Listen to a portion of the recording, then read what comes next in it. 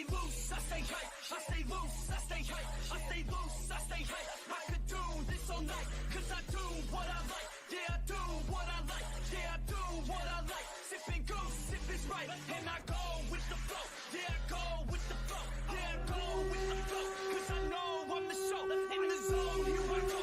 In the zone, here I go. In the zone, here I go. Yeah, they know I'm a pro.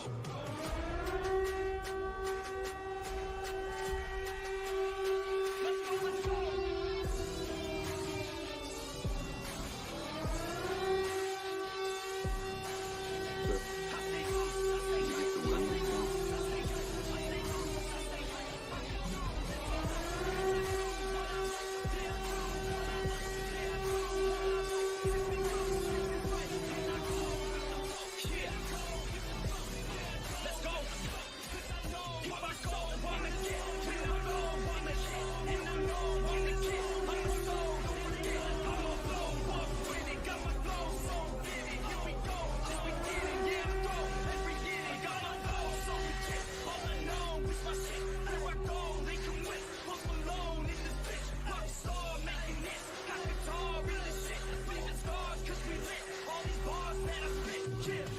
You're lying to me. I'll be back.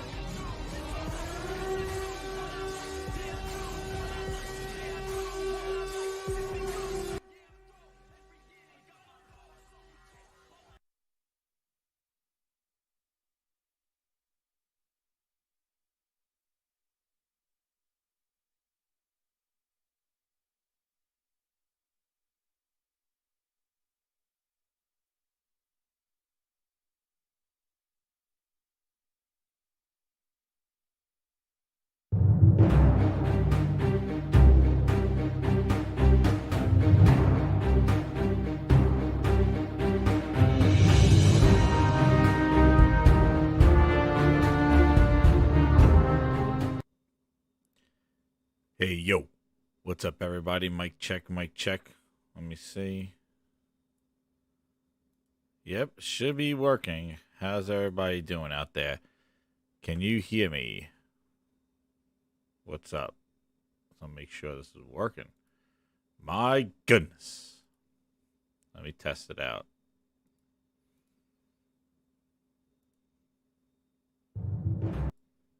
What's up, everybody? Yep, you can hear me. I can hear me. And we'll have a Grinds My Gears right now. Right now. Right now. We got a versus. We got a couple of things. Two big topics I would like to talk about. Shout out to everybody here. The What Grinds My Gears. Shout out to everybody. The new VIP grinders. How you doing out there? If you're in the chat, make sure to be dropping those emojis. Then we got Bootleg Joel in there too. Grind My Tools. What's up? How you doing? Buck Rogers, Sam Ash. How you doing? The Unknown. How you doing? We got a whole lot of nests. There's a lot of filled. Man, there was even some friggin' we had even some goddamn Rockstar nests. Holy crap. Let's do some remasters and then let's remove all the old games. Oh damn, but that's not in the topics. We got two things to talk about. Two things. One is this Call of Duty Battlefield Infinite, this whole trifecta that's going on right now. Guys, hit that like button, hit that subscribe button if you're new, and hit the join button if you want to be a VIP grinder. But anyway, let me do how my yeah, there we go. I got my thing there. So first thing is that let's get to this trifecta thing, because I just gotta just shoot this off. Like, one of these things is just like, what's going on? We've been playing betas, right? Playing Call of Duty beta, Vanguard, or what do I call that? Van Garbage, and then Battlefield 2042, flashing screen there and stuff, and then the Halo Infinite, Halo 5 Devolved. Yeah, there's a lot of we've been playing betas, okay, and I think there's a lot of excitement or anticipation of what's going on with these 3 games, but I've played all 3 of them, and in my so far right now, I think there's a lot of premature kind of like declaring the winner of the holiday. I think we all know, regardless of how Call of Duty comes out, that yo, thank you, Brian M. Welcome to the VIP Grinder. You just made the list. That's right, you just made the list. Thank you so much, Brian M, for becoming a VIP Grinder. We put you in the VIP Grindhouse with Von Holtz doing splits between space stations. Thank you very much for that.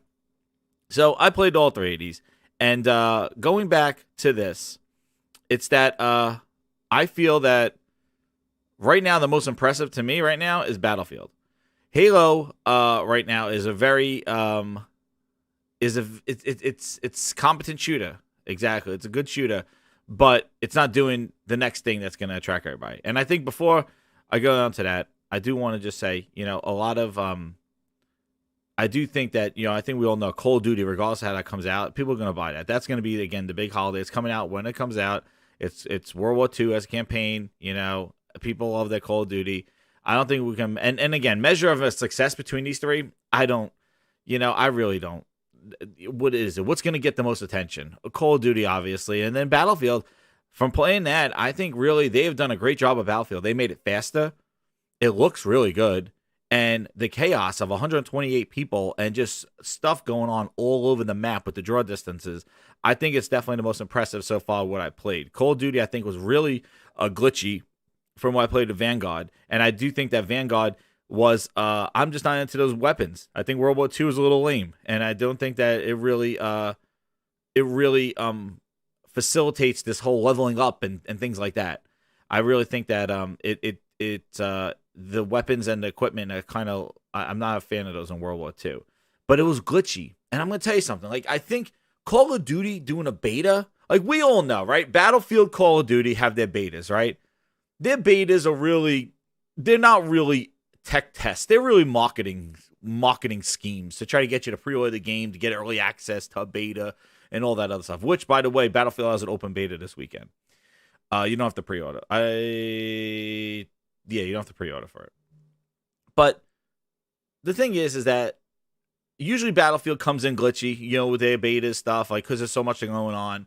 Call of Duty really doesn't. Call of Duty's pretty polished with their betas. They're pretty damn solid. And I was going, whoa, what the hell's going on with the Call of Duty Vanguard? It was glitchy. It was a disaster.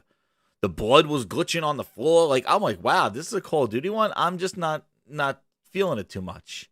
So hopefully they do another one with Call of Duty. I'm interested in the campaign because that looks pretty damn cool. And I heard, from what they're saying, that the campaign looks damn impressive from what I'm seeing, what I hear of the campaign for Call of Duty. Now that comes to the one that comes in, booster comes in the third. Halo, the biggest game ever, right? The biggest franchise that Microsoft has coming, trotting in on December 8th. After Call of Duty gets this thing in November, grabs the holiday. Battlefield 2 weeks later grabs the remaining people and more. You got your open world, you got your big futuristic Battlefield, and then you got your boots on the ground World War II style Call of Duty. And then here comes Halo, December 8th. We don't know what's going to be in Halo. And that's the problem I have right now. Right now, we have just played a little bit.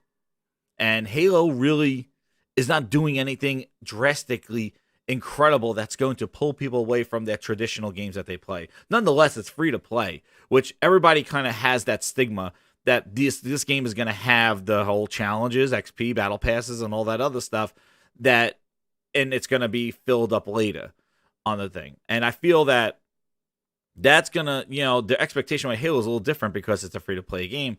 as opposed to both Call of Duty and Battlefield, which Battlefield has no campaign and it's $70. But from what I played, Battlefield, I think, it will go for me, Battlefield, Halo, Call of Duty, from what I played right now, beta review-wise. Yeah, Battlefield is freaking incredible. Shout out to Axel, Social, we've been playing that, and Doc Optimus, man. I'm telling you, Battlefield is awesome. And now some people don't like it. Conquest, they don't like Conquest. And Conquest is not my favorite. I do like Rush. It seems a little more straightforward and organized. But otherwise, like, it just shows the chaos and the stuff blowing up the rocket, a tornado coming in, man. It changes things around, and it's pretty awesome. It's pretty impressive, and something that says, this is something next gen, quote unquote, the current gen, or whatever the hell you want to say. Wow, this is something different. This is something big. This is what I expected when I was playing Battlefield 4, like what the next level of that would be. That's how I feel playing Battlefield. Halo, it's the opposite. It's like, this is not Halo 6. This is not building up to this, like, this is years of Halo. And my thing is, that grinds my gears, is people going, Halo Infinite, oh man, that multiplayer is great. It's a great start. A great start. Halo Infinite is a great start, a great base? Excuse, what? We are celebrating 20 years of Halo. 20 years. Don't you think Halo 1 is a good start? 20 years? Why are we acting that Halo Infinite, oh, it's good, it's a good start. It's good, they can add stuff. It's a good start. Good start.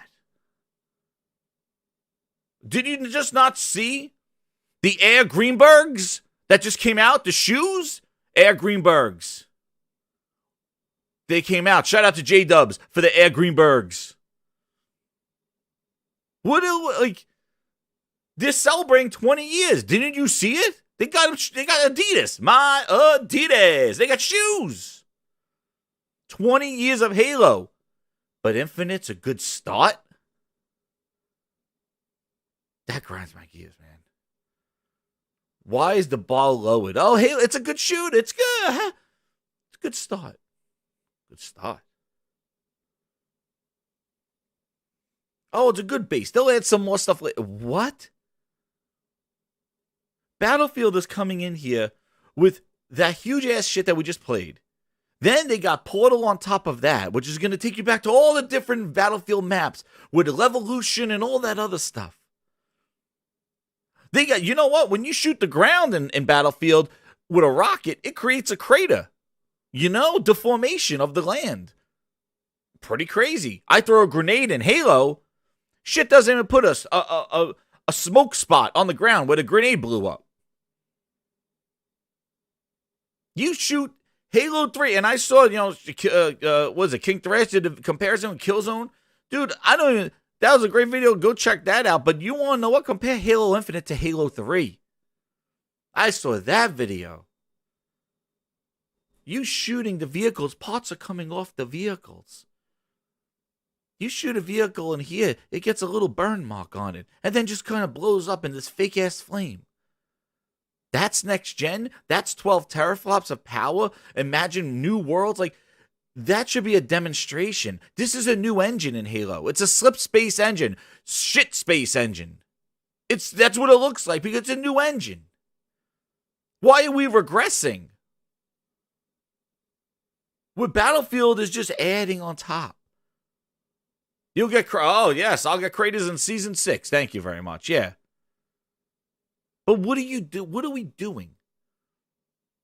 I feel like they're giving out the participation trophy to Halo Infinite because of the beta. It just works. It's good. That's Halo 6. Okay? That's not Halo. This is not Halo, the first edition. That was 20 years ago. 20 years ago. Halo devolved now. So, what I'm saying is that I think Halo multiplayer has been solid. Halo 5 multiplayer was great. I was very ambitious. There's no ambition in this one right now. And that's what grinds my gears. There's no ambition. So the participation trophy, yeah, give it to Halo. Good job making multiplayer games. It's only been 20 years. But I feel that Battlefield is bringing it to the next level. Battlefield is increasing. Now, you might not like it because of that kind of battle. And also, I think Call of Duty is going to deliver on what it's supposed to do. And I plan on getting both Call of Duty and Battlefield. And obviously, everybody's getting Halo, right? It's free. It's free. Right? Enough from me. We're gonna have the games do our talk. Oh, Jimness. He's lurking. It's free. Right? Everybody's getting Halo. You get 2 copies. He got 2! He got 2! Get copies everywhere with Halo. Everybody's playing Halo. Yeah, I won the game of the year. You're right. I already run the game of the year. The Gamescom. But, like, we're sitting here.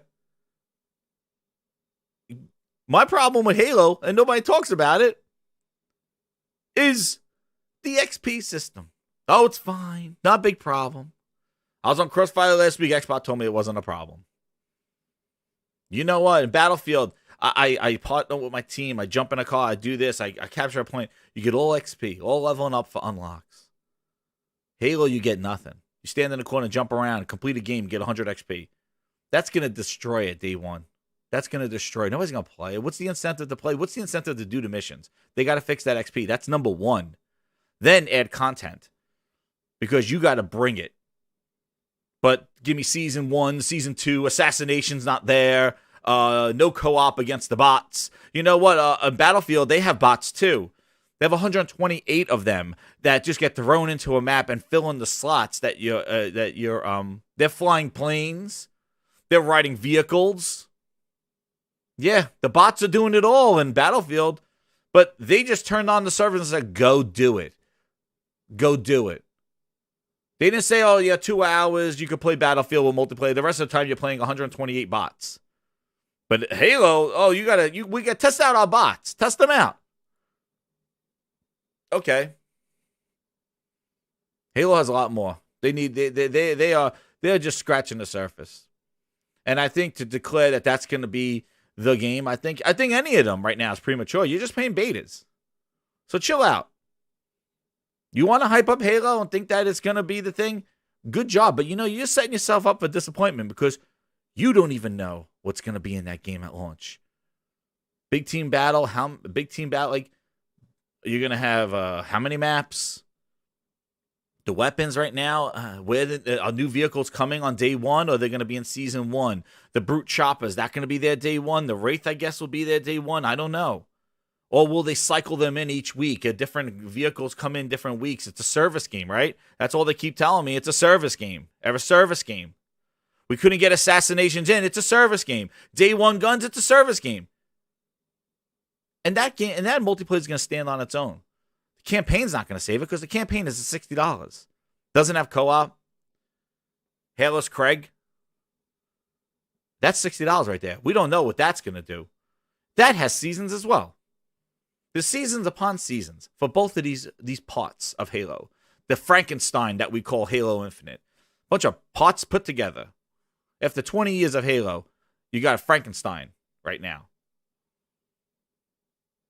Give him the commendation trophy. Yeah, there you go. Participation trophy. You did good. You did a good weekend. Be careful the bed you make. Because I'm not selling anything out right now for that right now. They need a lot more to impress me personally for that stuff. Because that is just you made a competent shooter. That's not what the next Halo should be after 5-6 years of waiting. And I think Battlefield has done itself justice by taking the break and doing it. And I think Battlefield is really good from what I played. Now, we don't know what they have that portal, which how that's going to be shared, I don't know. And they have this other mode called Hard Zone, which is like, or Hazard Zone. Pause. Hazard Zone, pause. Hit that like button, everybody. But yeah, we got the, and I don't know what that is, but they got the classes and things like that. We got Bootleg Joel. He made an appearance. But I think right now, playing the betas, everybody's kind of setting up who they're going to play. I'm getting both of the shooting games, both Battlefield and Call of Duty, especially if Call of Duty improves. Like, I want to definitely see what Call of Duty has to offer. But Battlefield, I'm getting that. That is just awesome. And then, yeah, I'm going to play Halo Infinite. Now, how long I play the Halo Infinite, of the 3 of them, I probably see myself doing more of Call of Duty campaign, probably some Call of Duty multiplayer for some like, you know, retro kind of gaming with World War II. And then Battlefield will primarily be probably the big shooter that I'll play. And you know Battlefield is not just going to have conquest. You know that they do rush mode. They'll do like just boots on the ground mode, which like, you know, and the shooting and the speed has definitely improved. It's not this slog that Battlefield used to be. So they really increase it. There's two types of running and sprinting, and also adapting and they did things like, see what I mean? Like, I know we say what the Halo community wanted Halo to be that way, but you still could innovate. That doesn't mean that you stop innovation because the community wanted Halo 3. And if you're trying to put Halo on every device possible known to man for 2 billion gamers, why would you cater Halo Infinite for a small micro community of Halo fans? Does that make sense, anybody? This is not worth it. Does that make sense? Because that's the story that I hear on the streets. I hear that, every time you say, well, why they take out why they put the equipment in like that? Why did they do that to the mobility in Halo? Where's the spotting abilities? Where's the next genness of this game? Where's the innovation? Every time you ask that, they go, well, this is what the Halo community wanted. But this is the first time that Halo is going on PC. This is the first time Halo is going to be on cell phones. This is the broad audience adaptability Halo to everybody. Why knowing that's how they're going to distribute this thing and that's the goal of Halo, why would you then say, well, we're making Halo just for the Halo 3 community that's been yelling at us. We're just going to make exactly what they want, but it's really a game for everyone. What?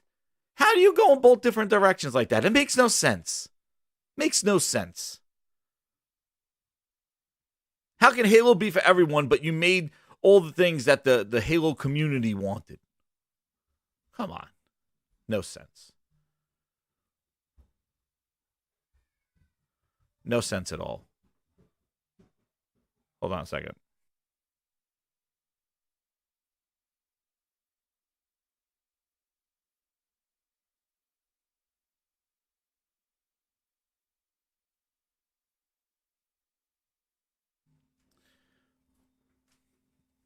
Pause on that. And that too, yeah. We could say that, you know, they don't care and things like that, but it's just so irritating. Because anytime you ask for innovation, people are like, oh no, that's not what the community wanted. And then you look at Battlefield and you go, oh, look what they did. Now you could adjust the scopes on the fly. Yeah, that's not very realistic. That you could modify your gun on the fly. But you want to know what? It's something different and something new, and actually it's pretty effective, especially in Battlefield, because you don't have to run around with a huge an ACOG scope all the time. If you get into some close quarters combat, you could instantly swap to a red dot. You don't have to equip or unlock the buy scope that goes goes from 7 to 2. No, you could just adapt and adjust your thing. You could actually change your armor type. You could change your bullet types to be armor piercing, to be you could change them right on the fly. You could add more stability. You could add a grenade launcher, and you modify your gun as you're playing, which is pretty awesome because it changes your play style. And that's innovation. Having these levolution things, which are awesome, that changes the level, changes the dynamic. You blow up the rocket. Now E is harder to get to because it's all rocket debris in front of you. So you can't just drive right up to E anymore. Now you have to go around all this debris and people go hide in it. Oh, yeah, there's Brian. Brian M using the emoji. There you go. Time to play the games.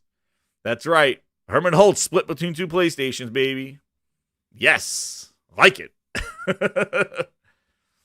You could pick up somebody else's gun, too. Exactly.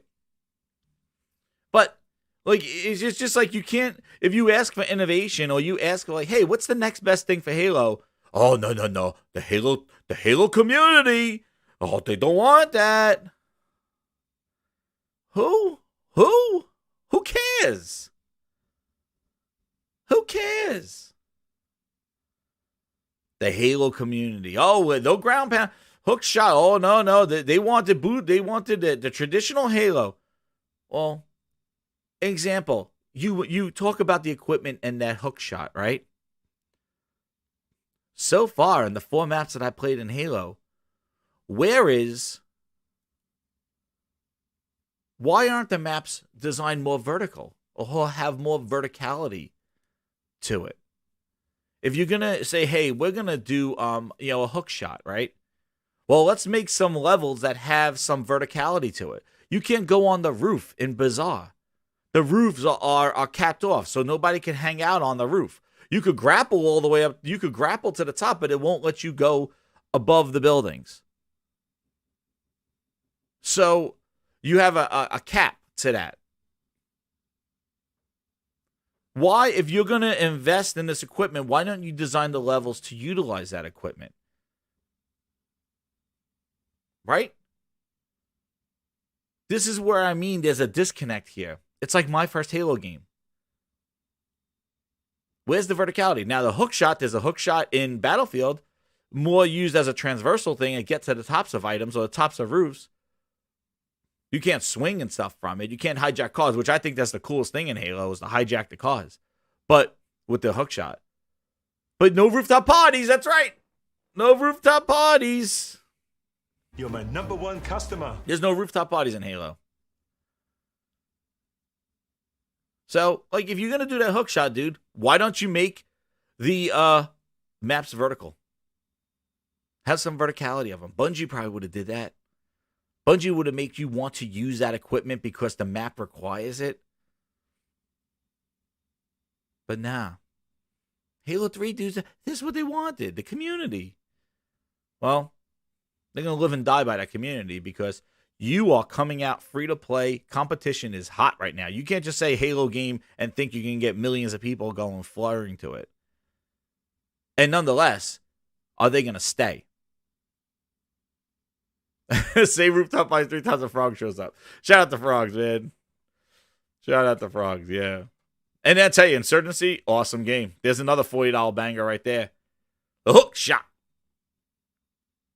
But right now, I think there's a lot of premature kind of everybody going, I'm playing Halo. Go ahead, That's fine. Choose what you want to choose. But we're only judging based on betas and alphas.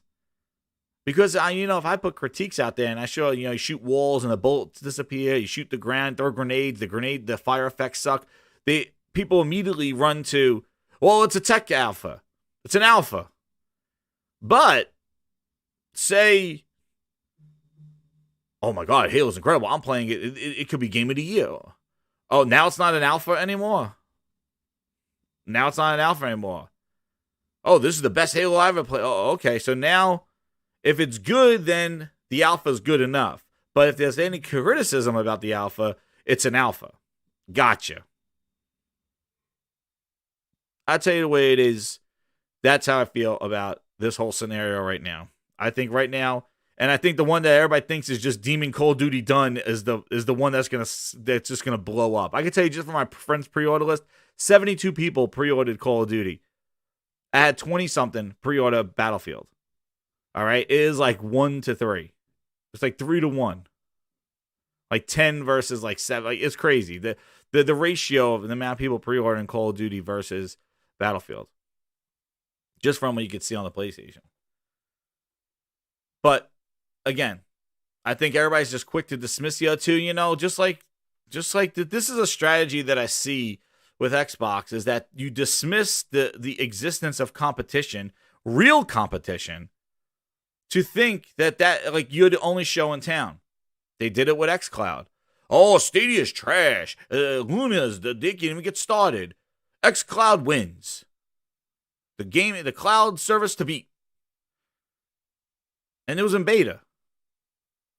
PS Now, oh no, poo-poo PS Now. Oh no. They've been streaming since 2014. No, that don't exist. No streaming. Then I see people going, oh, they're using Series X's. Oh, I'm streaming on my Xbox now. I could stream games on my Xbox before I buy. I'm like, oh, really? Wasn't that the whole reason why PS Now was trash in everyone's eyes? With those green eyeballs? PS Now sucked because of streaming. Oh, but xCloud streaming? Oh, no. They got servers in submarines. Okay, yeah, they're better. Really? Get the hell out of here. You can't just dismiss competition, especially when you're in last, especially when you're losing and everything. You got to prove to people why you're better than them. Microsoft has to prove why it's better. You don't just launch and say we're the best in town when there's all other people that, well, that's how they did phone. Oh, when Windows Phone, we're the best in town. We're the best in town. Oh, forget about iPhone. They saw the Android, it sucks. But Windows Phone, excuse me? You cannot ignore the competition. That's why when things happen on the Xbox side, when things happen on the PlayStation side, you got to look at relative to the competition that exists.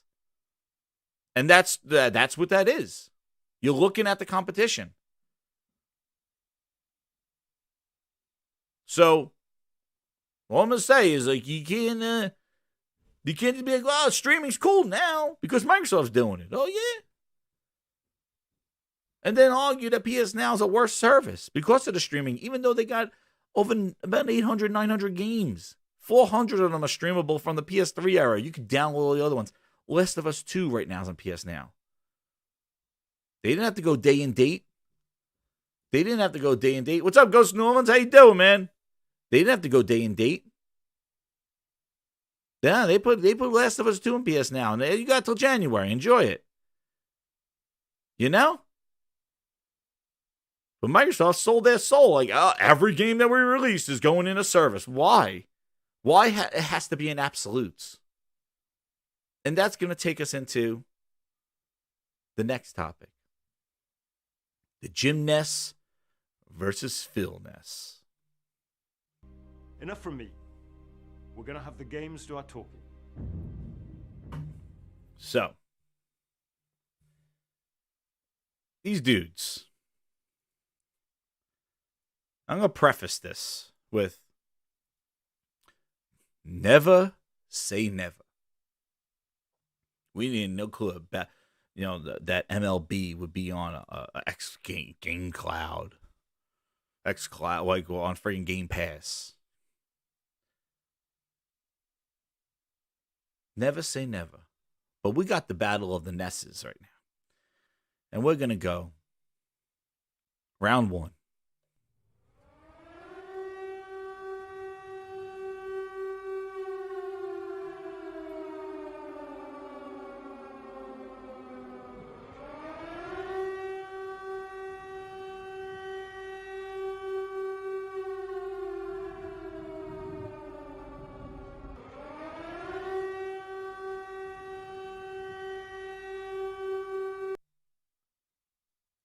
Prepare ship for light speed. No, light speed is too slow. Light speed too slow? Yes, we're gonna have to go right to ludicrous speed.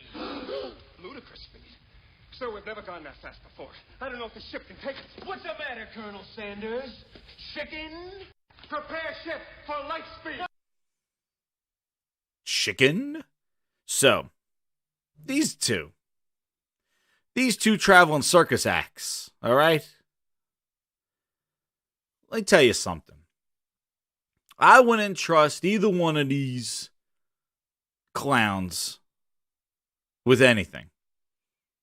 They are executives. They are PR filmatics. All right? They're the face of the companies.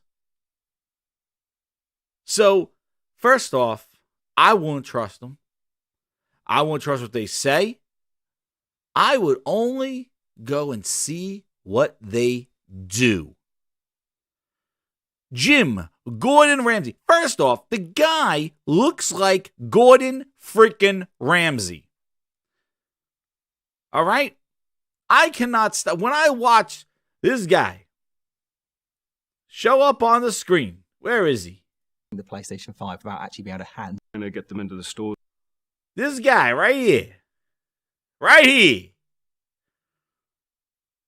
This thing working? This guy. This is Gordon Ramsay. There's no other way about it. Donkey.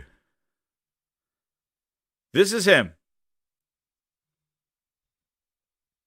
This is Gordon Ramsay. Where is he? Where's Gordon? You gotta get him here. Yeah, you want me to blow fucking smoke up your phony ass.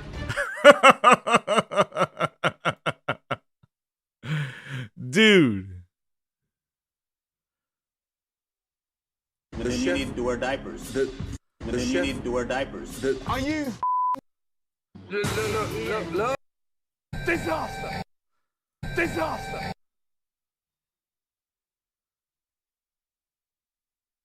Anyway, Jim Ryan, listen, he don't do a lot of these interviews, okay? Poor man's Gordon. Oh, yeah. Bootleg Gordon. Nah, he's Gordon Ramsay. He don't do interviews there. He don't sit here and talk and all this other stuff. Wasn't sold through. It's been... You know, but all I'm going to say is this guy, he don't talk too much. So that's why when he does this stuff, this is like, whoa, exclusive. Right? But I'm going to tell you something. I wouldn't trust them. I don't trust any of them because they're peeling over. You know what? They're all how do I PS5? And then he's like, oh, the PS4. Like this guy, he's Jimnessing everybody. He's coming out with a line, and then in the background, he's like, you know what? Maybe not what I said. That's why I don't trust the executives, dude. They're saying it for businesses, they're saying for us. It is what it is. But the one thing I am going to say is this guy.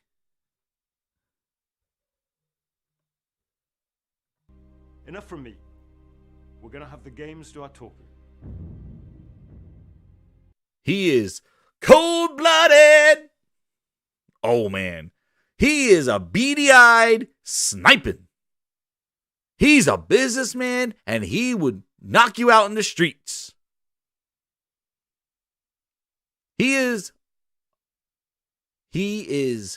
snake eyes. It's a business. He don't come out here he don't say, sir, did you eat those donuts? Did you like those donuts we sent you? Did you try some of those shoes? Did you like those shoes? Did you play it? You like it? He don't care what you think. All he cares about is his job. And that the PlayStation is successful. That's all he cares about. He don't care if people like him. He don't go on people's show. He don't care about you guts. So I don't care about him. I don't care. He goes going tomorrow. Goodbye. But I do have to say that some of the things he said were like, yeah, okay. But you want to know what? The reason why I say yeah, okay, is because they got the games. You want to play the games? Well, we got the games. He's not blowing smoke up your ass like Gordon said. He's not doing that. He could say anything and jump circles through stuff. But guess what? You're playing Ratchet. You're playing Returnal. You're playing Horizon. You're playing Ghost of Tsushima. You're playing Last of Us. Damn. And they're reinforcing that quality. Quality. But what they're doing, the message is matching the action. And that's the only thing that I'll give them. Is that, you know what? You're talking about let the games do the talking? Shit, man. You did. And hear this. This is the line Mr. Gordon Ramsay said. And then Hear Gordon Ramsay here. Franks and Ken. And he's a little awkward. He is awkward because he doesn't do this stuff. But here when he starts cooking. But watch. This is what I want you to see. When he says PlayStation is cool, he goes into sniper mode. All right? That's right, Buck Rogers. Team 7.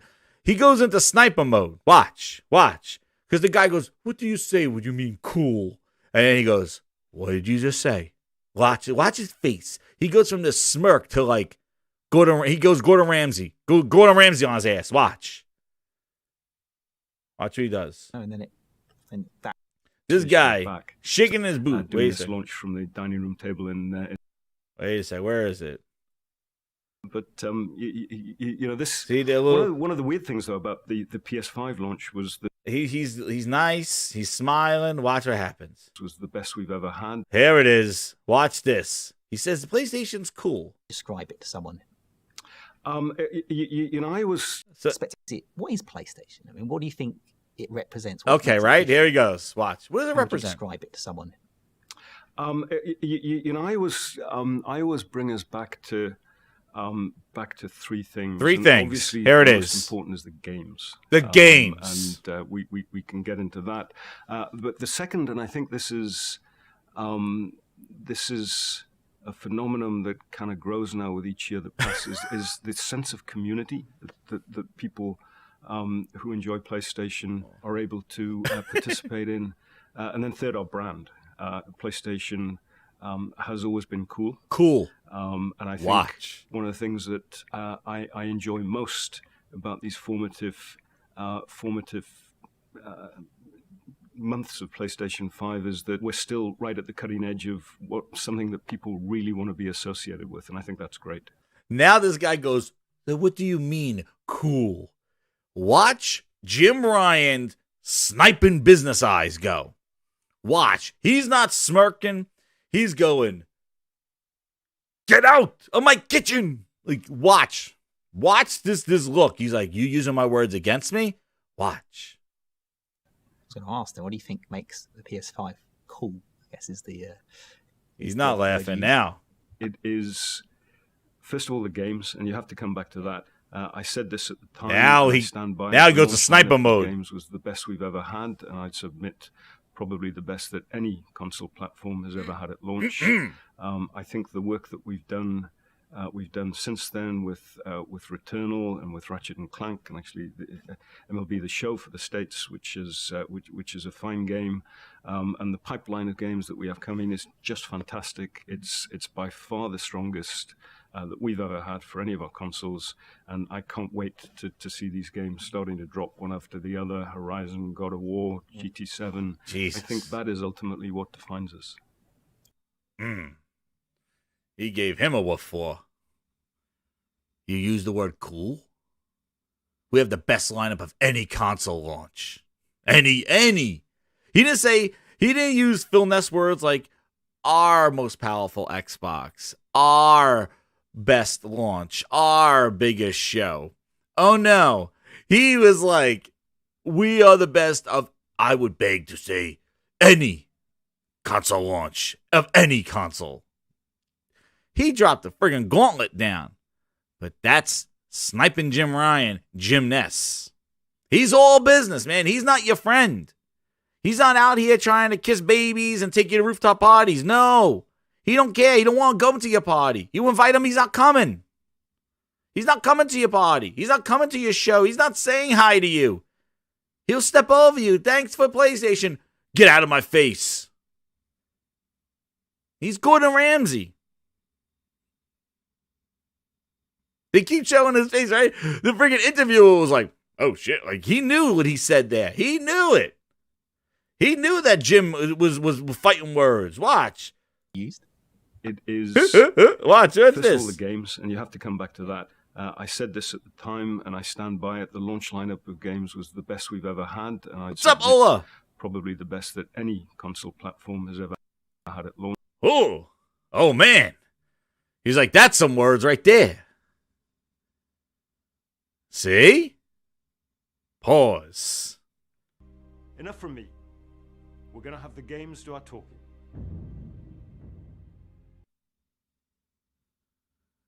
Shaking in his boots.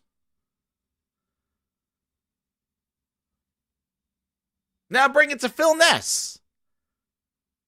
What did Phil Ness say when he was asked about his games? Means when I think about Xbox, I'm going to think about quality games. We have work to do there. We haven't done our best work over the last few years with our first-party output. That's always been a hit on the company on that. Whenever I hear some criticism. Yeah, I don't know if I'd say always. Like, I think we've gone through times not to where throw we've done mud on you, but I have to know that's a fair. I think it's something fair to say. It is fair to say, and you hear Jim Ryan criticizing his like, oh, our first-party output hasn't been that good. Dude, he just dropped bangers after bangers. The actions are supporting. Cold-blooded. The Jimness is hardcore. Philness is soft. But I wouldn't trust Jim Ryan. I don't care what he says and promises. All I know is that the guy is releasing games. He let the games do the talking. He's not doing the talking. He's awkward as hell. Phil's like, well, our first party's not as great as... Phil said that in 2019, our quality in our first party hasn't been good in 2019. And then proceeds to 2020 to show you hairless Craig. You just said quality was an issue for you in your first party. You approved that Halo Infinite with pop-ins and Craig faces and shitty-ass textures? You promised quality. And you lead with that with your number one franchise? That's Philness. And see, Phil? Here's Phil. One of the things I really love about being here is the families that are here. And we see parents with the family. Jim Ryan don't care about the families and and babies and chanting my name. He don't care. Don't care about him. He's just a suit standing in a spot. But what I do like is the games, because that's all we should care about. We shouldn't care about Jim Ryan. We shouldn't care about any of the executives. They're not our friends. They're not our friends. Pause. Would you ship that? Exactly. Not here trying to be a PR man. He's not here trying to get... I think the work that we've done... He's hardcore. But let's go to what he said about this whole thing that people are saying. Because this is where we talk about the Jimness here. The thing that really excites me the most is that gaming is becoming more ubiquitous. And it So what he describes here is that gaming is becoming more ubiquitous, as he says. Like, it's becoming more acceptable, socially acceptable, wider audiences. It's beginning there. Now, the interviewer asks him, well, what are you going to do to accelerate that? Now, if this was Philness, this would have been the Game Pass and PC pitch and cell phones. You could play this right on your phone. Jim Ryan doesn't go that route. He don't say anything about services. The guy even mentions it. Listen. That ubiquity increases with gaming culture, or sort of stand back and where is it? And really powerful. Does anything need to happen to accelerate that expansion? So he says about like cloud and services, and that was his answer. Jim Ryan's answer here was like, yeah. I guess the question now is what next? But I predict in the future, particularly in this industry, can be a fool's game, I think. There's lots of talk about streaming and cloud not streaming and subscriptions, VR and metaverses and all sorts. But what developments that are going on at the moment are exciting you the most? When you stand back, I think one of the thing that really excites me the most is that gaming is becoming more ubiquitous. And that ubiquity increases with every year, with each generation of consoles. You can see it. The gaming is appealing to an older demographic. Mm-hmm. It's appealing to a younger demographic. Gender parity increases with every year that passes. The depth of engagement of that community increases. And, the geographic level, the number of people in markets that have never had any sort of gaming culture are starting to be able to access gaming. And I think that that phenomenon is so exciting in terms of what it means for people who make games, in terms of a massively expanding audience. And I sort of stand back and this may have quite some time span attached to it, but I see no reason why gaming shouldn't be as ubiquitous as music, movies, or TV shows. And if you think about that, the implications of that for the people who make games and the people who play games are potentially really amazing and really powerful. Yeah.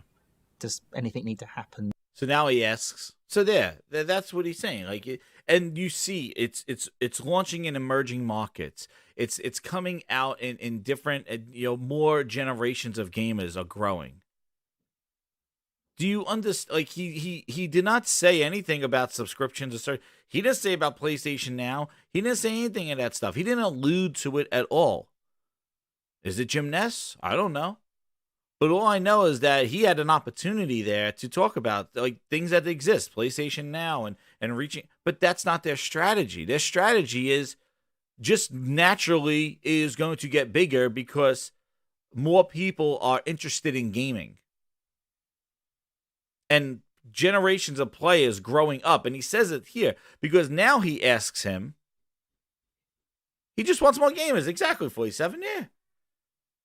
Now he asks them, well, what are you doing to accelerate this? What would Phil say? Well, you got Game Pass. When I look at Game Pass, I see people in Korea playing it, and I see this. And when you look at service games, people stay along. Like, you will see Phil just do the Game Pass midnight sales pitch.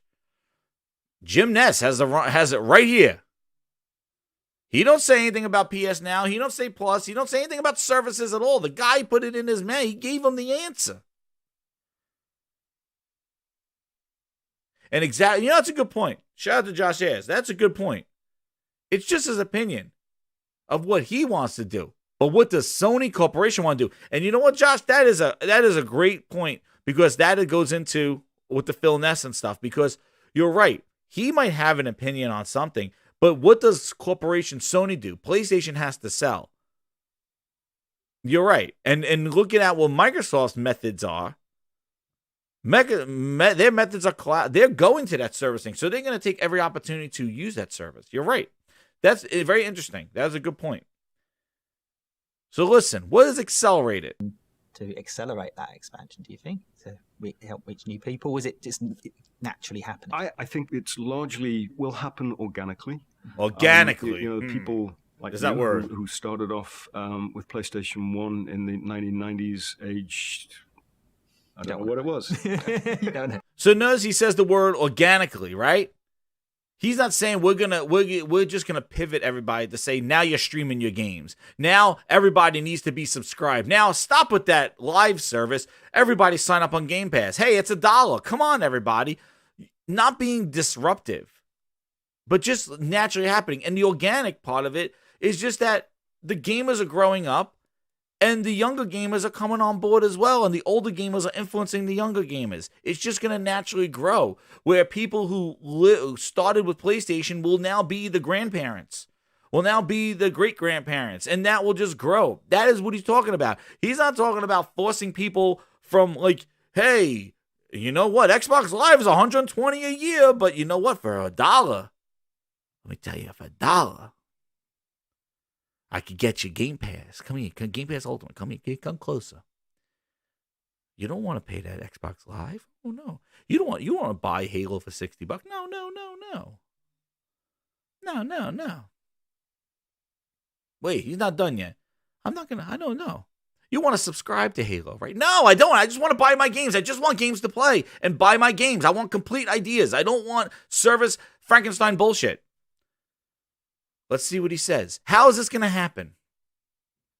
But people who were maybe 18 in 1995, those people are now in their mid to late 40s, and so many of them are still with us, and that will continue. Those people are going to carry on playing games, different sorts of games, different play patterns. But so that the passage of time is going to organically assist that ubiquity. And one of the things that I like about what we're doing is that we appear to be resonating extremely well with a very young audience at the same time, which is one of the reasons that I am really positive about PlayStation 5. But this isn't just a PlayStation phenomenon.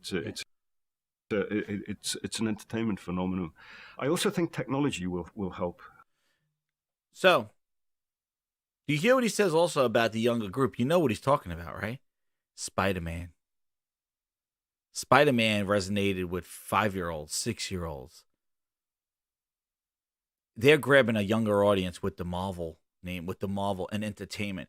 They're very focused on this, and he says it here too. Like, now you want to hear another Jim Ryan missile right to Philness, right? Jimness versus Philness. You want to hear the missile? Here it is. 2 years talking about technology. And what are we saying, Grinders? What did we say here for a year when they were Project Scorpio, Project Scarlet? We were saying the tech by itself is meaningless. Let's hear Jimness. And I think this is an area where we are particularly well placed to enjoy, because I think as each generation of technology comes along, processing power increases, graphics power increases, which are, in the abstract, absolutely meaningless. But to the extent that they empower the art of storytelling, they empower the ability to portray character, to portray emotion, to portray personality, particularly the high-end gaming experiences are going to become more and more lifelike. They're going to become richer, more emotionally engaging. And I think that will lead to an increasing convergence with other forms of entertainment, particularly cinema, and I think that will accelerate this process of ubiquity. He didn't even talk about services. He talked about just natural growth of age, of people just playing more games and selling more consoles, basically selling more, but also using the technology to tell stories for cinematics. That's almost bringing the transition to entertainment to a movie level. So in his mind, again, I don't trust them, but just listening to that stuff and seeing what they're doing, they're trying to make games as in-depth and serious as movies, to make gaming more aware. The thing that we wished when we were young, hey, why can't games be why can't a game tell a story like a movie? A mature tones, like emotional characters, emotional things, and they're doing this. And it could transcend right into an entertainment movie, But the point is that you're going to use this technology to tell a story, to show a story, to show emotion. You're not just walking around undoing your pants, going 12 teraflops for 2 years. Velocity architecture, Hovis methods. Bullshit. In the abstract, it means nothing. And you're seeing that. Does the 12 teraflops make Halo tell a story? Does it make Halo look better? Does it make you feel immersed? Is it the sound? Is it the dual sense and the adaptive triggers? Does that immerse you and put you in the game? Does they have any of that stuff? No. They just had 12 teraflops of bullshit. And we said that for years. It's abstract. It means nothing unless the developers could utilize that power and put it to work. And we're still waiting for the tools. Shout out to Toolman. He's somewhere in here. That's the difference. And you could say, oh, well, I don't trust Jimness.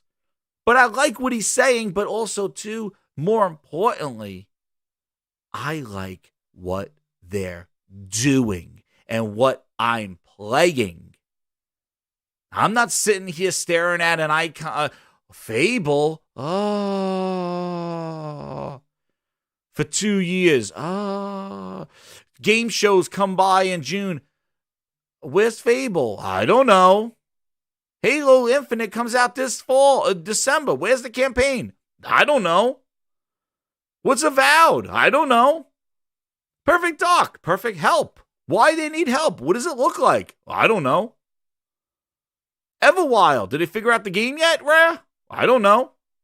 Sea of Thieves find content complete after 4 years? Maybe.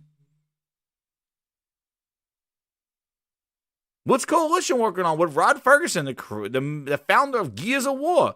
Are they making Gears? What are they doing? I don't know. What comes out after Halo? Starfield? Oh, maybe Redfall. Oh, Redfall. What's that game? I don't know. You see the problem? But this guy only talks a little bit. Phil, on the other hand, has interviews galore. Talking and talking and talking for years. For 3 years. 4 years. The guy can't stop talking. How many games did he deliver you? Did he give you any amazing games must play? No, he didn't, but he's talking.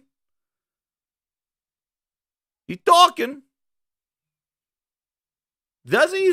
Talking. So let's go to that final line. Here it is. What do you wish for? He basically said world peace. Here it is. I guess the pandemic also accelerated things a little bit, didn't it? Where it is. There's still people that don't trust it. I think older, perhaps generations that aren't. What do you hope will happen in the future? What is your hopes for the future? What are your hopes for the future? This is where the quote came from. What are your hopes for the future?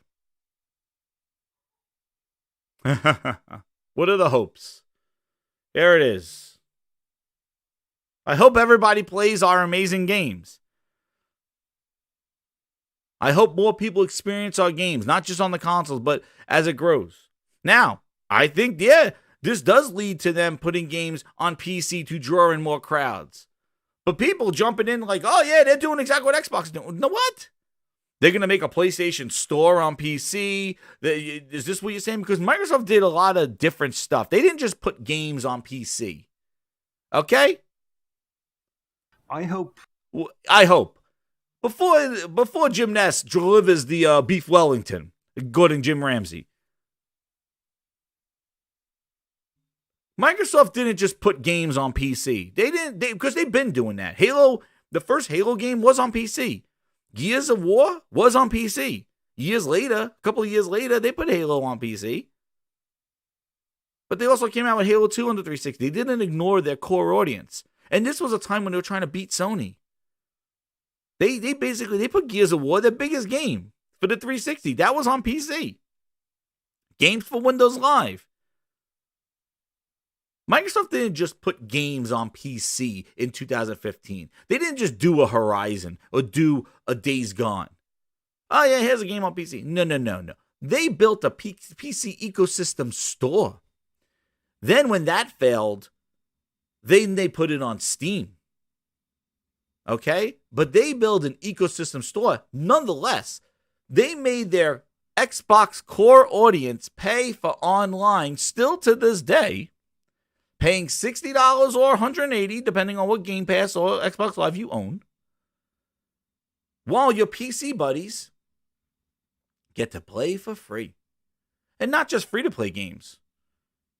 Your Gears of War 5, Gears 5, Gears 4, Sea of Thieves. All those PC guys are playing for free. Your Xbox guys got to pay for it. So, if Sony does do this, then is PS Now free on PC? It has to be, right?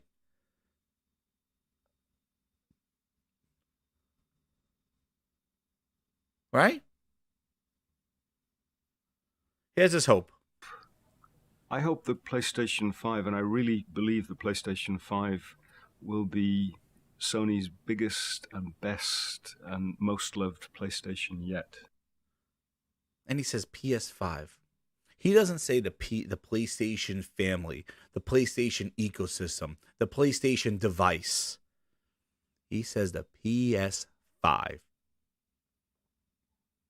He's not saying the person that plays on a cell phone is the same guy that plays on PC, we're all the same thing. It's the Xbox family of services. He says the PS5. I hope that will happen.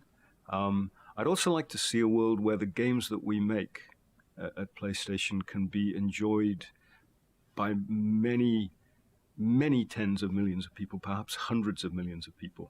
Because right now, success with the existing console model, a really great PlayStation hit, you're talking 10 or 20 million people able to play that game. And if you compare that, and we're talking about games stacking up against music. We're talking about games stacking up against movies. Music and movies, they can be enjoyed by almost limitless audiences. And I think some of the art that our studios are making is some of the finest entertainment that's been made anywhere in the world. And to kind of gate the audience for the wonderful art, the wonderful entertainment these studios are making, to gate the audience for that at 20 or 30 million frustrates me. And I'd love to see a world where hundreds of millions of people can enjoy those games. Well, I would too. Understand why we World do peace. What we do. World peace. Now, yeah, He wants people to play more of his games. Now, I would love for that guy to follow up the question going, so that means they're all going on PC right now? And then he'll be like, beady eyes. He'll be like, oh no, PlayStation. But the console's still relevant. Now, like I said, and exactly. And we're seeing this today. Like, Gears 5 was on every device possible. Right? Sea of Thieves is on every device. Halo's going to be on every device. 2 iPhones, Android phones, 1 billion, trillion PCs. Are these games, are we seeing Gears 5 like light up the charts? Like, was it more popular than Gears 3? And it had legs longer than Gears 3? Actually, it had shorter legs than the previous Gears of Wars. Why is that? It millions of people, billions of people had access to Gears 5 in a low monthly service. Millions of people had access to Psychonauts 2. It was on an Android phone. It was on iPhone. It was on PC. It was on all Windows 10 devices. It was on Xbox. It was like it was even on PlayStation. Like, it was everywhere. You could get, and this is where I have the problem with Microsoft, is putting the cart before the horse. Their problem is that they're shopping around without content. They're putting their shit everywhere, but they have nothing that people want to play yet. You saw how Horizon sold on PC. Yeah, it wasn't on disc yet, but it was in the store. It was in the thing. And yeah, exactly. Do you make games casualized? And again, if this is his future, if this is what they want to do, we will call it out. If they start making, God of War, easy mode, and God of War doesn't look as good. His axe is coming in season 2 because we're putting this on 1 billion people for 1 billion people to play.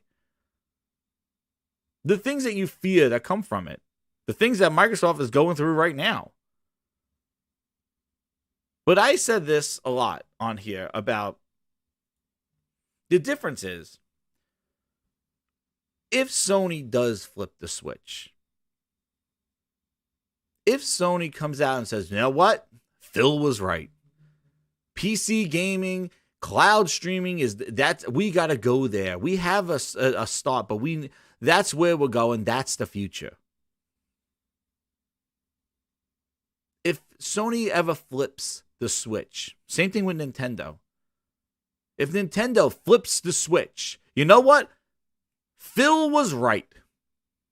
Now you got all the people celebrating. Yay, see, Xbox is justified. No, you don't. Because guess what?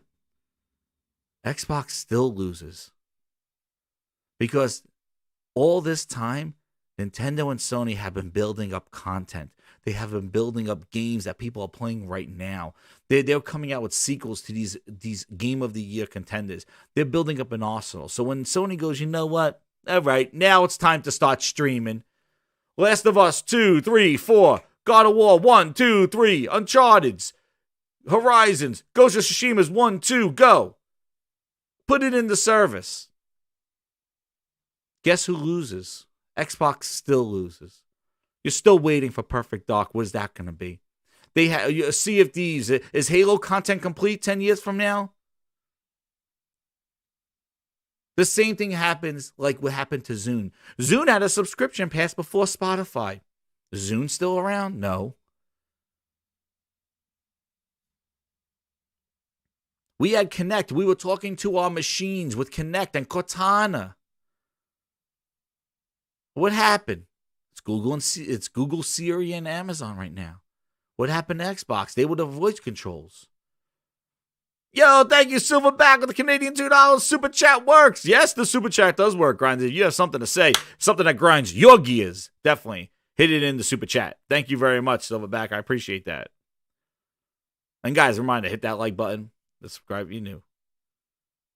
But you look at it, You're my #1 customer. There it is, #1 customer. I'm going to hit it again for you. Where is it?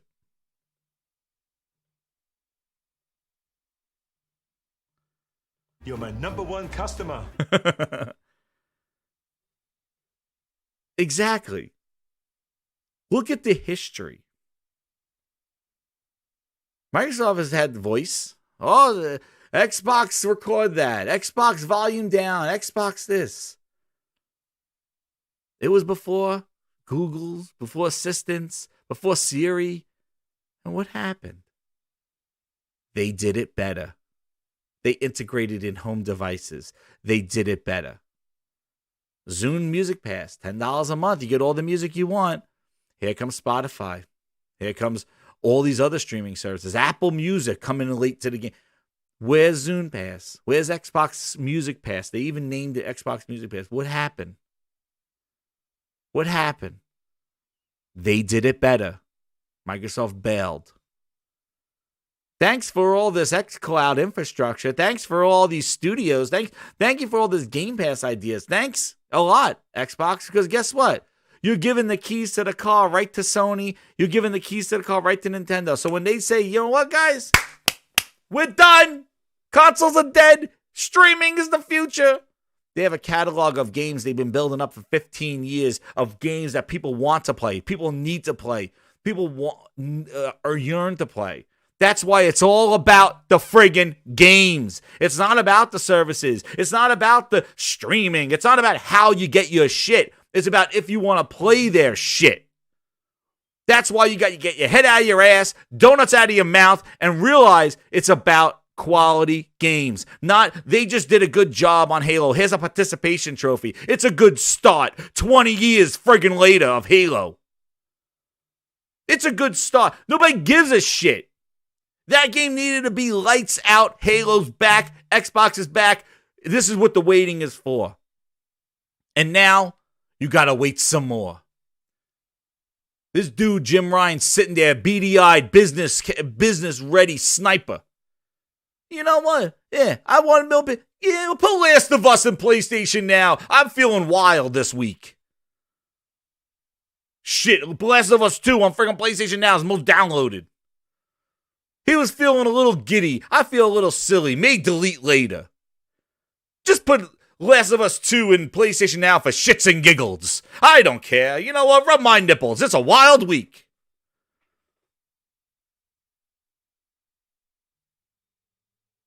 Phil is here. You want to hear? Hey, you want Phil Ness? I got your fucking Phil Ness right here. Where is he? Here he is. Here he is. Hey, Phil. How's that Halo multiplayer coming? How's that Halo multiplayer coming, Phil? Let's hear about it.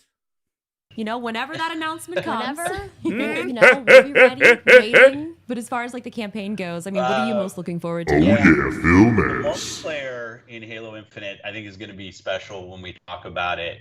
You know, it's such a big game when you think about all the work that goes into the single player campaign, to the community features, to multiplayer. But we know for so many people, you know, Halo CE started with us lugging our Xboxes around, plugging them in together, and playing console multiplayer for many of us the first time. So I'm excited about what we'll get to see and what we'll get to show. I think the team's building on what they did with Halo 5, and the multiplayer in Halo 5 was received very well. So it's cool to kind of see the team continue to iterate on things that the community loves. The esport players have been heavily involved in what we're doing because we know that's a strong part of the community, the professional players. And there's some kind of technical challenges the team has set for themselves on multiplayer that I'm really encouraged to be able to talk about when we get there. So soon, we will be able to talk about Halo multiplayer soon.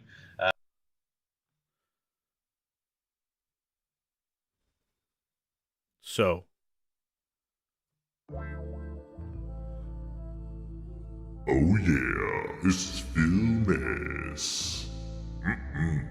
How's everybody doing out there? Yeah, that was me. I said some things about Halo multiplayer.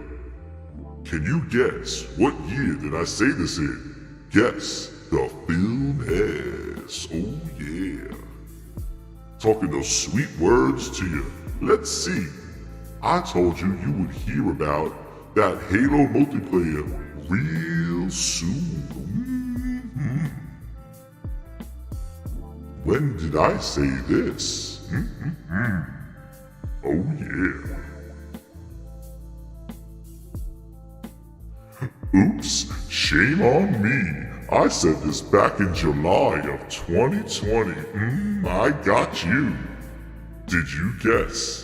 The Philness. Oh yeah.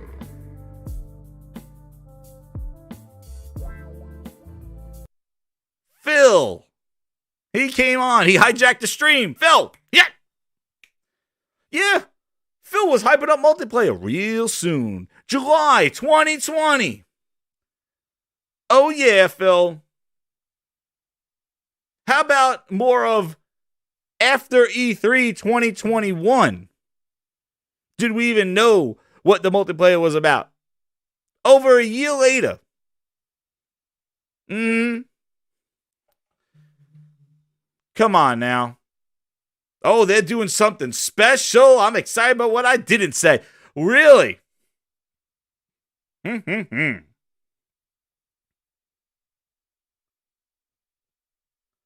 Oh, yeah.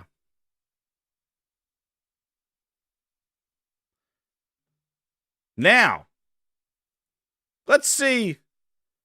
In his nice interview with Mr. Satya Nadella, Satya, tell us, why is Xbox positioned to be a champion? Let's see. Entertainment, quite frankly, at scale. There are really three, I think, areas. First off, I think he's standing in front of a green screen. They put pictures of him like pretending that he's a gamer with some unplugged Xboxes here, some controllers. They put on this Halo Infinite jacket on him like he knows what the hell that is. And they say, go say something nice that you're all in on gaming. They put him out there. They put the jacket. He goes, what is this, Halo Infinite? Who's this Halo? They're like, that's the game that's coming out next year, Satya. Just make sure that the words show up when you're talking about gaming. Is that gaming is something we do here? And yes, Satya, we do gaming here. Phil's going to ask you some questions. We want you to stand in front of a couple of consoles and just say that you're all in on gaming, okay? Read the cue cards. All in on gaming, all right?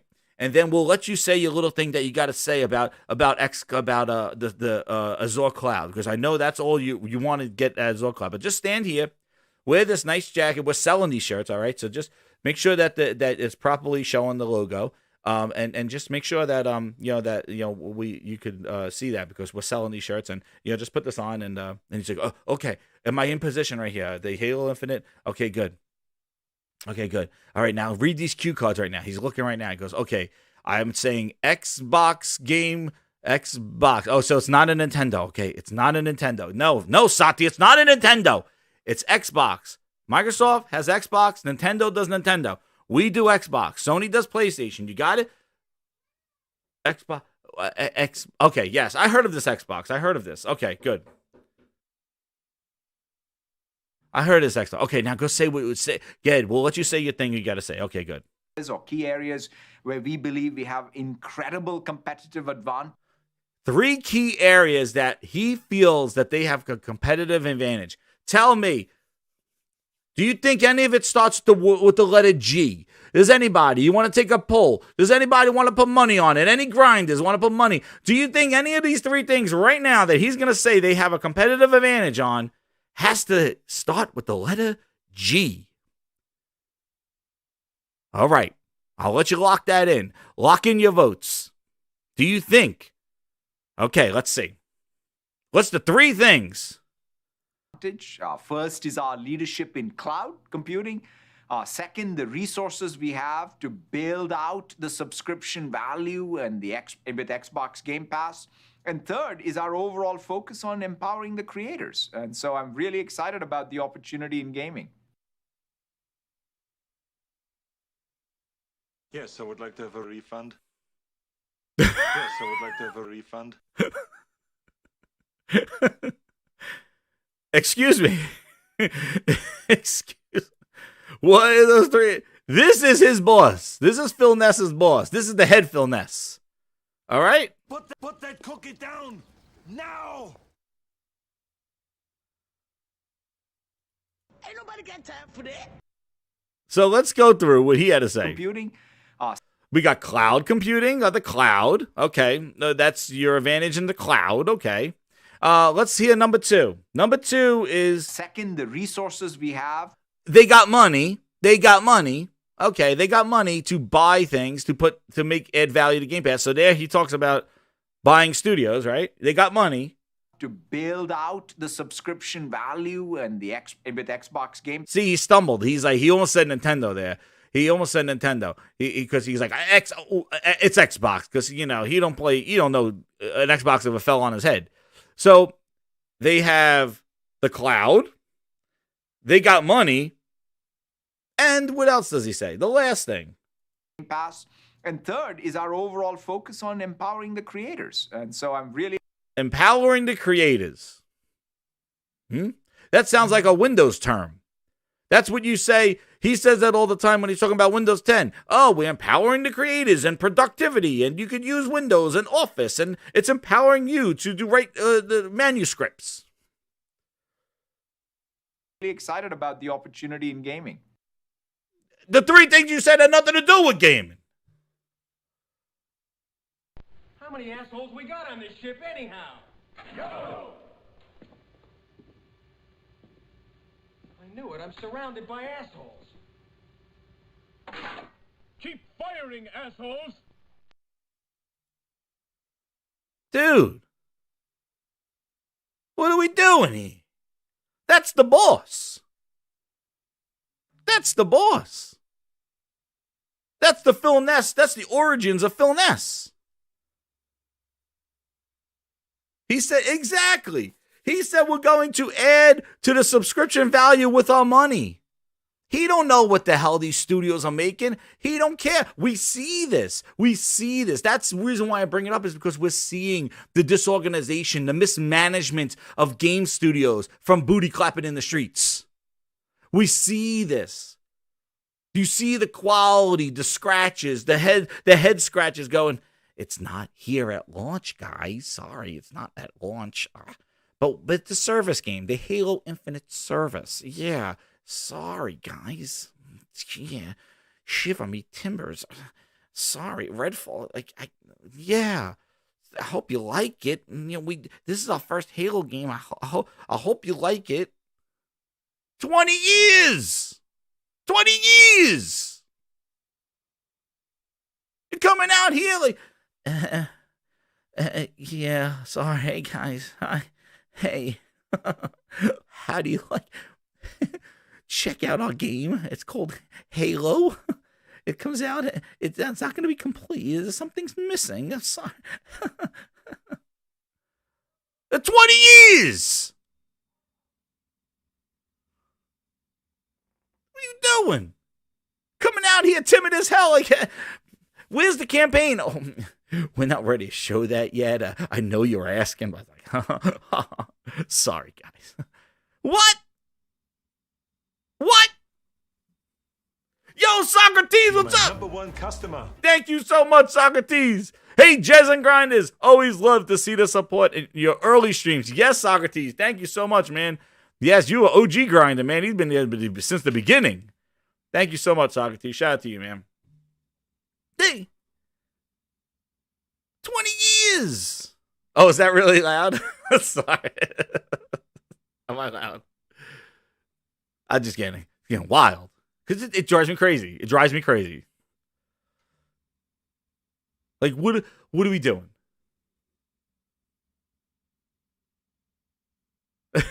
20 years. I'm going to go buy my Air Greenbergs for 20 years. Get my nice lime green shoes. Snot color. Great. Can't wait. Thanks, Xbox. You can't deliver Halo on the 20-year anniversary of Halo, but you know what? Here's some shoes and a refrigerator. I see where your priorities are. Thanks. I got shoes, a refrigerator, donuts, apparel, a controller, headphones. Thanks. I think you're missing something. A goddamn game. What the hell? I'm so glad. Man, I'm gonna be all decked out. 20-year Xbox on the. Oh man, I'm gonna have my refrigerator. It's gonna be filled with donuts. I'm gonna have my Xbox hoodie on. I'm gonna have my new Air Greenberg shoes. I'm just gonna walk around the house and go, hey, it's 20 years. I got my new controller, composed with it. I got my new headphones for 20 years. You don't have a goddamn game to play. Oh, Halo comes out December 8th. Thanks. You could enjoy 20 years then. What? The early time slot streams. Got you. No problem, man. Yeah, I wanted to make sure I get to you guys. Yeah, I'll do some early streams because I know it's late for some of you, and those late streams you can't participate. But I appreciate it, Socrates. Thank you. But you know what I mean? 20 years. You got everything but the games at 20 years. This is a third strike, man. You launched the console without any games. You launched the One X without any games, the Series X without any games, and now Xbox 20 years, and you can't even get Halo to come out on the 20-year anniversary. And it's stumbling to the finish line. Stumbling. So you tell me what's worse, the Philness or the Jimness? The Philness, because he's been talking without doing. We have yet to see the results of all this talk, and it hasn't been just an interview here or there. When's the hell's the last... Jim Ryan does like one interview a year. And he teases some little stuff about PC. He says something about more people to play, and the PC dudes start rubbing their nipples. You want to know what? This is the fact. If Sony wants to cannibalize its console market and put their games on PC and just say, hey, we're one family now, and PC is free online, and they have a whole store, and they do what Microsoft did, then yes, the PC will be the ultimate device to play everything. You might not prefer it, but if you look at it from a consumer perspective, the PC would be that device that you could play everything for no online fees and do it. Obviously. And if they want to do that to their business, then, it sucks. I don't applaud that. But if it happens and that's the business that they do, then I will make an executive decision as Mr. Grinder to determine where I'm going to play. Because Phil Ness told me where I belong. He says the console's not the shit. The PC's the shit. You want to pay for a subscription where we're just beating your ass and giving you shit games with gold? Go ahead. You want to stick around for the shit show? Go ahead. PC's where it's at, though. And when Jim Ryan says it, he said games. And he announced specific games and release dates and releases to games and how they're going to drop. On top of that, they came off of a show where they talked about Wolverine and Spider-Man 2, the next games, and KOTOR. Come on. The actions are matching what is being done. Like, it's about the games on the platform. And that's what excites me about that, because finally, at least somebody is doing something that I could see results. See results and play results. That's the point. Phil is talking pie in the sky, power your dreams, putting the cart before the horse. I'm going to give you a story right now. It's story time, Grinders. Get the friggin' campfire. Where's my campfire? It's Grinders story time. Here it is. Hit that like button. Hit that subscribe. Super Chat's working too. Let's do some story time, bitches. Let's go. So, this is a story. Story of this, and it was since we're talking about Jim Ryan and Jimness, we're going to talk about a chef. All right? Because he looks like Gordon Ramsay. So I just have this idea of chef in my head. Okay? This guy, you can tell me who there's Chef Phil and there's Chef Jim. They are known, they make cheesecakes. Okay? They make cheesecakes. Chef Phil comes out and goes, I'm going to show you. I got these cheesecakes. I want everybody to eat my cheesecakes. I got them. I want all these people to have my cheese. You're going to have my cheesecakes. I want these dudes over here to have my cheesecakes. I want them to have my cheesecakes. Everybody's all hyped up. Like, oh my God, where are these cheesecakes? Oh my goodness. I want everybody. I'm going to make this, sir. I'm going to have stores on the end of every street for everybody. Kumbaya, I'm going to call it. Kumbaya Cheesecake Factory. Oh my goodness, this sounds wonderful. I'm going to have cheesecakes for the people that want to eat cheesecakes on the go. They're going to have portable cheesecakes. Strap-on not included. Oh shit, sorry, pause. portable cheesecakes on the go. We're going to have some good cheese. Oh, we got cheesecakes and anything. And it's going to be a great cheesecake. Oh, great. Well, Phil, where are these cheesecakes? Oh, I didn't make them yet. What? Wait, well, excuse me, Chef Phil. What do you mean? I only came up with the plan. I'm going to have stores for all these Cheesecake Factory stores. Kumbaya, everywhere.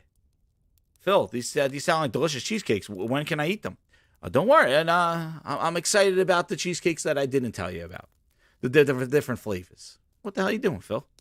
Chef Phil, where are these cheesecakes? Now you're waiting. I'll come back a couple of years. All right, Phil, I'll come back. Now, during that time, Phil keeps talking about these cheesecakes. Keep talking about them. Where are these cheesecakes? They're coming. But did I tell you that there's a store on the corner? I don't care about the store on the corner, Phil. These cheesecakes, I can't buy them. All right, well, okay. Cheesecakes are coming. December 8th. December 8th. The cheesecake will be here. Oh, my God. The cheesecakes. He's been talking about these cheesecakes for. Here comes December 8th. All right, everybody. Cheesecakes. What the hell's this? This is just the crust. Yeah. Don't worry. I got the cheesecake filling is coming in the next couple of months. Season 1, I like to call that cheesecake. Like, what? You talk this big game. Hey. Shopping around, guys. Talking about, and guess, cheesecakes are the games. If you need some defining thing there. He told you where, how, what, where. But what are we going to play in the service that you're providing us? I bought some studios. To capitalize on that, he probably said, hey, I have a whole bunch of ingredients in there. I bought more ingredients for cheesecakes. And it's like, but I don't care if you bought more studios. Where are the games? Where are the cheese? Like, where's the product?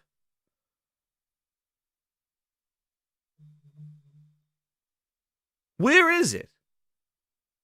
Then, the other dude, Chef Jim. Hi, it's Chef Jim. I got these cheesecakes right here. Have them. People eating up the cheesecakes. Oh my God, this is so good. I got to tell Mary. I got to tell Phil. I got to tell Bob about these cheesecakes. Eat them up. Eat them up. Eat up these cheesecakes. People are eating the cheesecakes. Chef Jim is serving the cheesecakes. Donkey. Here you go. Everybody's eating them. Oh my goodness. Chef Jim, you got to put a store on the corner. You got to put a store on the corner called let the cheesecakes do the talking. You know what? Chef Jim, I want more people to eat my cheesecakes. I'm going to put a store over there called Let the Cheesecakes Do the Talking.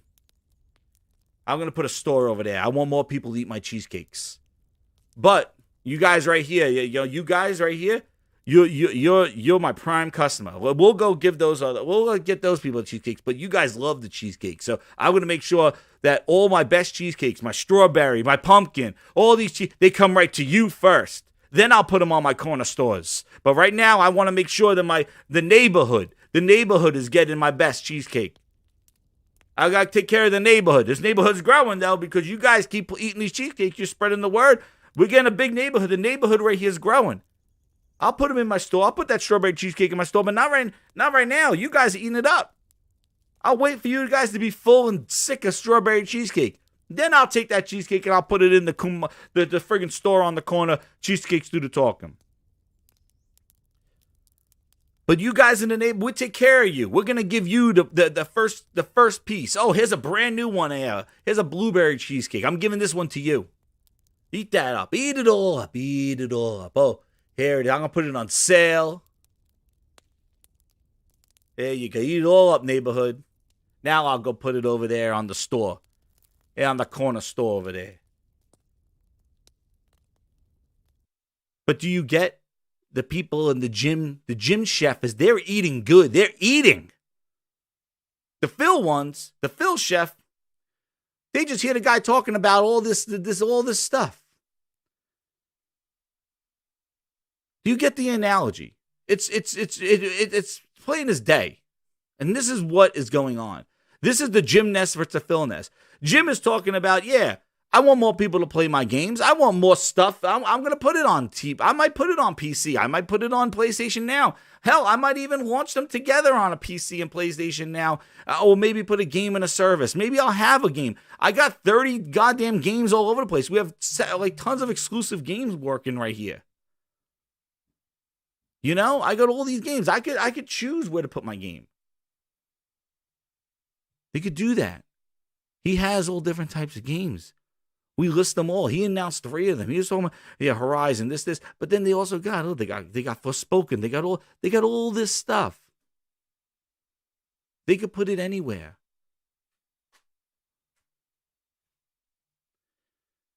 You know? That's the thing. They could do anything they want with all these games because they're actually producing. The other ones all talk. And when the game comes out after years of waiting, it's excuses. That's why I don't like the Philness. The Philness triggers me. I don't like it. Jim could talk. I don't trust him either. But you know what? The actions speak louder than words. And one is doing the walking and the other one's doing the talking. And that's just a summary of it all. And that's just my opinion on it. One's actually letting the games do the talk. They're showing it. You're playing this stuff. They had a launch lineup better than any console lineup that he knew what he's saying. He knows what he's saying. And Phil, it's like, you know, he admits the quality's not there and all this other stuff. Means when I think about Xbox, I'm going to think about quality games. We have work to do there. We haven't done our best work over the last few years. Way to talk about your studios like that. And the last little thing I'm going to leave you with is like, look. Things. So we called that the Wonder Truck delivery. Here's an interview. Face to face. You know, our code of conduct. Hold on. We're trying to like be open to the process. Doing at Google and for this culture objective, I guess. But is it mostly you're hiring in the area? Wait, that's not it. This is the Jade Raymond interview. And we're meant to just really share from meet their partner or whatever. So we got these vans. We rented these vans, and on the first day when we welcomed everyone, we drove around to everyone's house and we dropped off the equipment because, of course, we had to get people their new equipment for the start off. But we did it, you know, with a care package, and we did it in person, wearing our masks. And it's sort of like personal service of going to their door and delivering the things. I know. I'm finding the spot. That the Wonder Truck delivery. We've all kinds of things. We give everyone a budget process and how that translates into how we want to behave at work. So just, you know, we're trying to do. I think we all need a little bit more kind.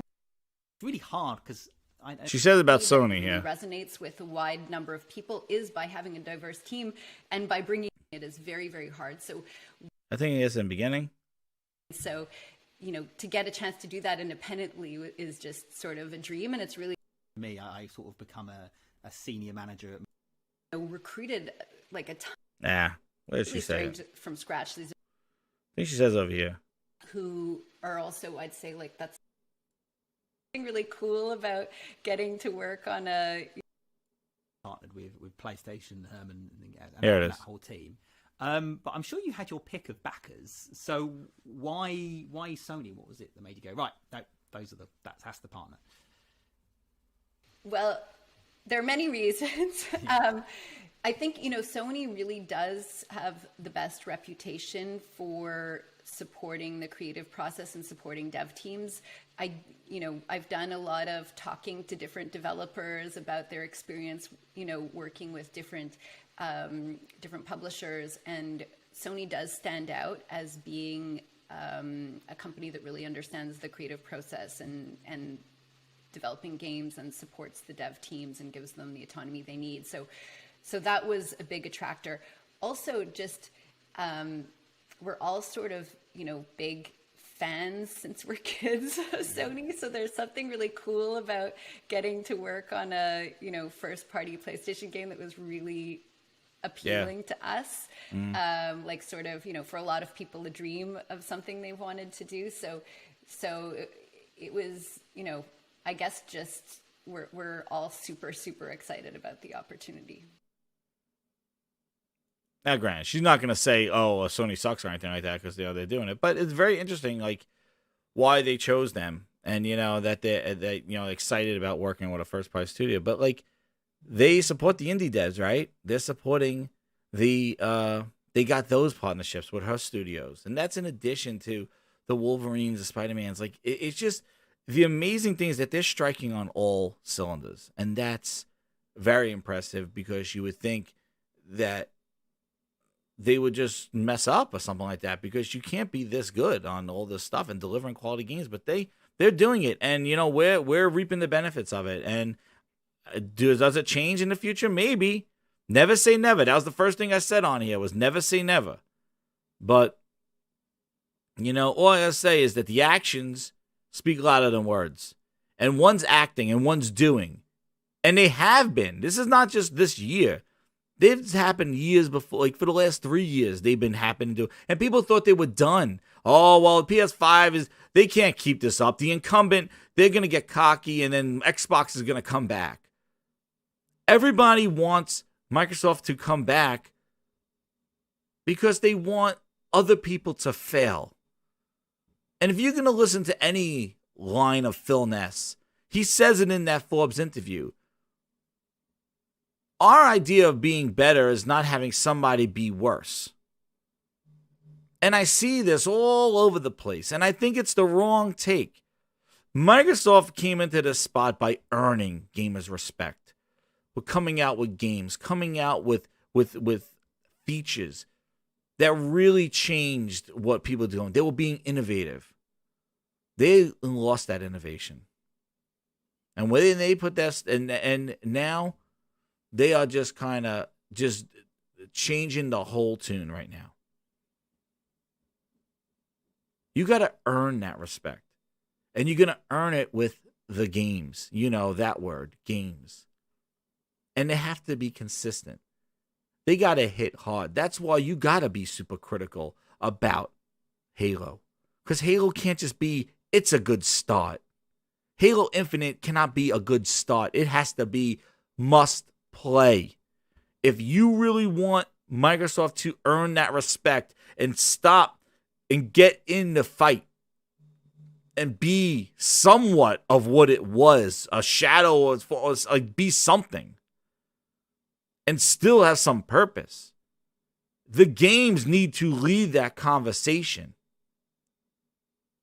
It's not that Sony's going to stumble and trip and you're just going to be the only one. No, Sony's not stopping. And it goes to one of the videos that I had a couple of weeks ago where Microsoft's on borrowed time. When you have all these shows and all this other stuff, those are your opportunities to really make a statement of what you're doing and show those games. Instead, you squander that time and talk about updates to State of Decay 2 and Sea of Thieves and Flight Simulator Season 17. Meanwhile, you got these games in the background that people have questions on. You didn't show Perfect Dark, but the next time we hear about it, you need perfect help with Crystal Dynamics. You need help. Uh-oh. Well, you didn't show the game, so people are going to think that that's not good news. We have question marks on everything. Where's Redfall? You showed a 20-minute CGI video, and then some screenshots leaking. The game looks like shit. Well, you better get in front of that. You cannot have Halo is okay. Seems competent. It's okay. It's a good start. No. Horizon Forbidden West is not going to be a good start. It is going to take Horizon and make it the next level. It's going to take God of War, next level. The new moves, new story, they're going to be, even though it looks similar, it is going to do things, I am sure of it. It's not just and then you got Cory Barlog's. Like, there's so many games, I don't even know what the hell's going on with that. But the games need to lead the conversation, the actions. And the waiting for Microsoft, it's just not this year. It's not the pandemic of 2020. That's what the wait is. This has been going on. The wait was before 2020. It was 2017, 2018, 2019. That's when people were saying wait, and now it's all the pandemic and wait some more. What? I remember in 2018, they're like, well, in 2018, I hear from inside is Microsoft's just waiting for next gen. They're waiting for next gen. We're a year into next gen, and what do you get? Bootleg Joel coming on in. What? Bootleg Joel, that's what I get? We're all in on next gen? Satya, we're all in on gaming? Like, what? So you do this waiting, and then you got to make excuses for why the thing that you're waiting for is not ready for prime time. That's bullshit. That's suffering. That's not ideal. That's not fun. So Jimness or Philness? Between a rock and a hard place. Don't trust either one of them. Only trust the actions. And one's delivering content and memorable things you're going to play. And the other one is just talking up a game and making excuses. Telling people a year ago, oh, Halo multiplayer is great. They're doing innovative things. Did you see anything innovative from from that thing? From that Halo Alpha? Did you see anything? Last year, you're talking up a big game. Oh, yeah. That's when Halo wasn't delayed. The multiplayer was ready to go. It was inventive. They listened to the esports crew. Esports? Oh, really?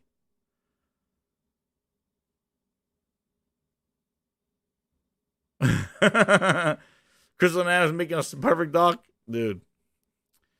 Yeah, whose perfect doc is it? But neither one of them is better than neither one of them. Film, they both. I wouldn't trust them, but I trust the actions, and that's the point to take away from this. Actions speak louder than words, and the games are doing the talking.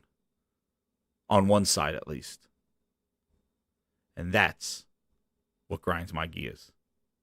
I want to thank everybody for an awesome show. Thank you for the chats. Thank you for the new member coming into the VIP grinder. Thank you very much. Socrates, shout out to you. Shout out to the super chats and to the grinders that came in through for this impromptu What Grinds My Gears. Just some things I just want to let you know. I'm probably not going to have a show on Monday night. Gaming Grindhouse, I'm going to be out on vacation for the day, so I'll see what time I get back if I could start one up. But if I don't have one on Monday night, I will try to do one maybe sometime on Tuesday or later in the week with that. To try to get a show, or I might just go live like this. I'll set up something and you guys could come on in and get some grinds my gears and some Gaming Grindhouse stuff. But might not have a show on Monday, so I want to make sure to get these thoughts out to you guys because a lot of discussions have been going on this week, and I want to thank everybody for coming in. But remember, hit that like button, hit that share button too, and yeah, you everybody have a good weekend. I want to thank everybody for coming out, and yeah, let the games do the talking. And the last point I want to make, you're going to war with games. You want to go in there with Von Holst? Hey, we play the games. Or you want to go in there with a booty clapping in the streets? Who you want behind you? With that, everybody, I want to thank you again. This has been Jez7780, What Grinds My Gears, with another awesome What Grinds My Gears show. Shout out to the grinders, and I am out. Thank you again.